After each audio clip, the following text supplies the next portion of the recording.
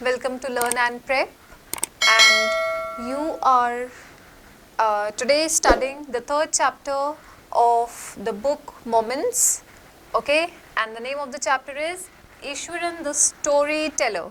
So there is a man, his name is Iswaran, and he is telling a story, he is narrating a story. Now to whom is he narrating? What story is he narrating, or is he narrating just one or many other stories? So that we are going to see in the chapter. So first let us talk about the author, R.K. Narayan. You must have heard his name. So he is a very well-renowned author, and he has written many short stories, and he has he is that one person, one author who has brought the Indian literature, he has put the Indian literature on the world platform, okay, and he has helped in spreading the word to the world about Indian literature.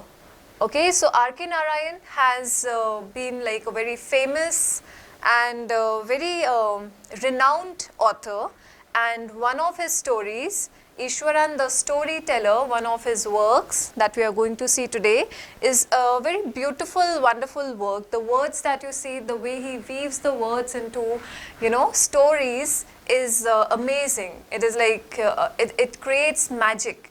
And you start imagining the way he narrates the stories, the reader starts imagining what exactly must be happening at that time, okay.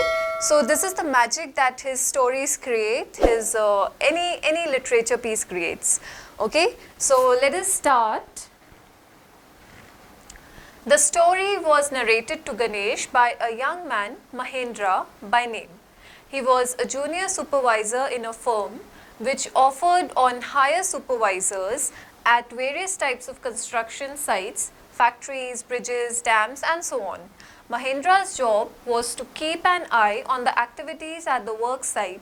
He had to keep moving from place to place every now and then as ordered by his head office, from a coal mining area to a railway bridge, construction site, from thereafter a